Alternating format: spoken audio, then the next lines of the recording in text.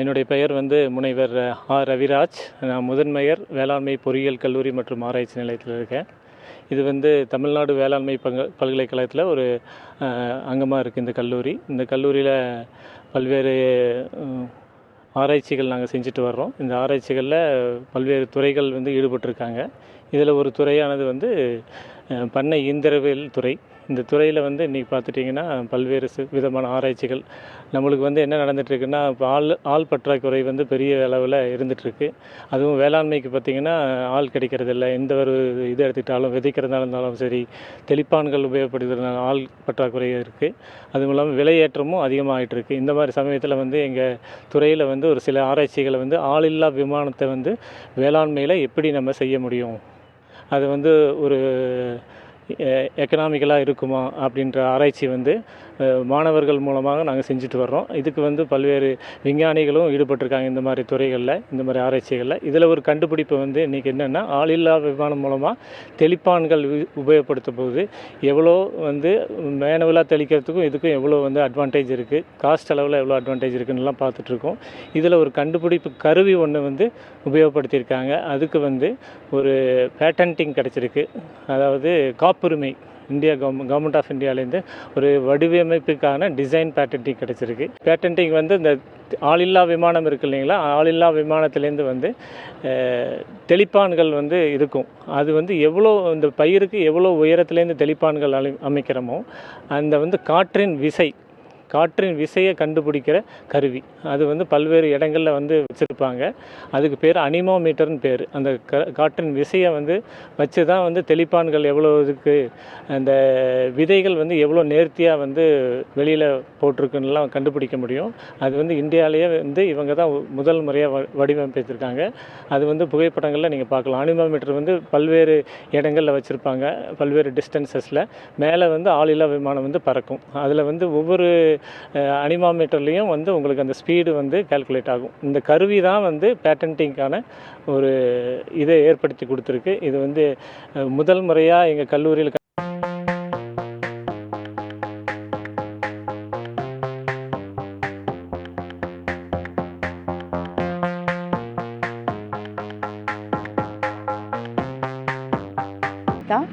நான் வந்து பண்ணை இயந்திரவியல் மற்றும் சக்தி துறையோட தலைவர் மற்றும் பேராசிரியர் மற்றும் தலைவராக இருக்கிறேன். நாங்கள் இங்கே வந்து இப்போ ஆள் இல்லாத விமானம், அதாவது ட்ரோன்னு சொல்கிறோம், அந்த ட்ரோனை பற்றி நிறைய ஆராய்ச்சிகள் செஞ்சிட்ருக்கோம். இப்போ வந்து விவசாயத்தில் பார்த்தீங்கன்னா மருந்து தெளிக்கிறதுக்காக நம்ம அதிகமாக இப்போ ட்ரோன் வந்து பயன்படுத்த ஆரம்பிச்சிட்டோம். பட் அதை பற்றி வந்து நமக்கு ஆராய்ச்சி மூலமாக நிறைய கண்டுபிடிப்புகள் வந்து ஆராய்ச்சி பண்ணணும் அப்படின்ற இதில் வந்து நாங்கள் இந்த துறையில் ஆரம்பித்தோம். அப்படி ஆராய்ச்சி ஆரம்பிக்கும் போது எந்த விமானமாக இருந்தாலும், ஆளில்லா விமானமாக இருந்தாலும், அது கீழேருந்து மேலே எழும்பும்போது உள்ள காற்று அழுத்தம் வந்து அதிகமாக இருக்கும். உங்களுக்கு காற்று அழுத்தம் வந்து வெவ்வேறு புள்ளிகளில் வெவ்வேறு அழுத்தம் இருக்கும். அந்த அழுத்தம் வந்து நம்ம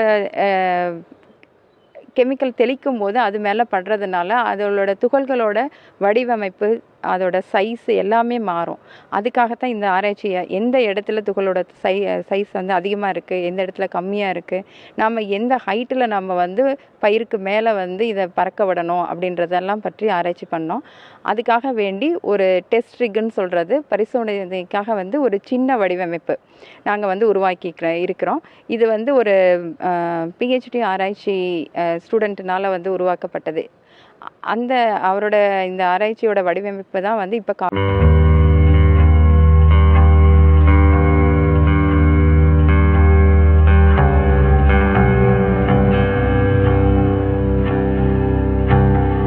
எல்லப்பா. நான் இங்கே தேர்ட் இயர் பிஹெச்டி படித்தேன். நான் guide doctor R Kavitha madam. இங்கே நான் பிஹెచ్డి గైడు. సో ఇది నా పిహెచ్డి రీసెర్చ్ వర్క్.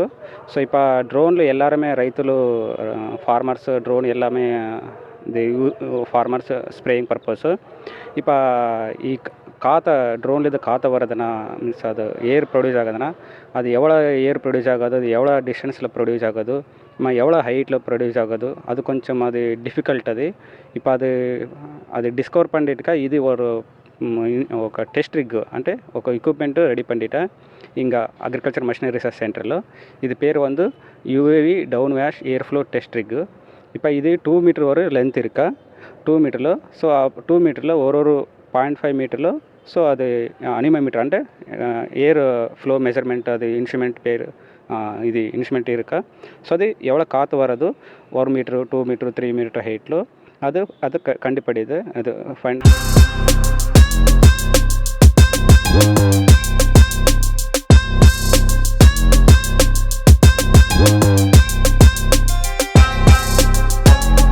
பண்ணணும் அப்படின்னு கேட்டிங்கன்னா எந்தெந்த புள்ளிகளில் காற்றோட அழுத்தம் அதிகமாக இருக்குது அப்படின்றத வந்து நாங்கள் பரிசோதனை பண்ணணும். அப்படி பண்ணும்போது 1 metre height 2 metre height 3 metre ஹைட்டில் இருந்து நாங்கள் வந்து விமானத்தை ஆளில்லா விமானத்தை பறக்க வச்சோம். அப்படி பறக்க வைக்கும் பொழுது எந்த புள்ளியில் அழுத்தம் அதிகமாக இருக்குது அந்த இடத்துல நம்ம இந்த நாசில் நம்ம சொல்கிறோம்ல அந்த நாசில் வந்து எந்த இடத்துல நம்ம ஃபிக்ஸ் பண்ண முடியும் அப்படின்றதுக்குள்ள ஆராய்ச்சி அதுக்கான வடிவமைப்பு தான் இது.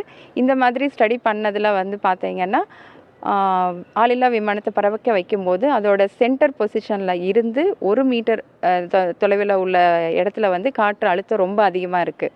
ஸோ அந்த இடத்துல அந்த நாசில் வந்து வைக்க முடியும் அப்படின்றது அந்த இடத்துல உள்ள துகள்கள் வந்து ரொம்ப சின்னதாக கிடைக்கும் நமக்கு. அதுக்கு மேலே போக போக அழுத்தம் வந்து குறையுது. அதனால் அந்த இடத்துல எல்லாம் வந்து நம்ம மறுபடியும் 2வது தடவை நம்ம வந்து மருந்து தெளிக்கணும். ஏன்னா சென்டரில் வந்து மருந்து அதிகமாக தெளிச்சிருப்போம், சைடில் போக போக மருந்து குறைஞ்சி போயிடும். அதே இதை வந்து அடுத்த பாதை வரும்போது ட்ரோனோட அடுத்த பாதையில் வரும்போது நம்ம அதுக்கு ஓவர்லாப் பண்ணி நம்ம வந்து மருந்து தெளிக்கணும். அப்படிங்கிறதுக்கு எந்த இடத்துல அடுத்த பாதை வரணும்.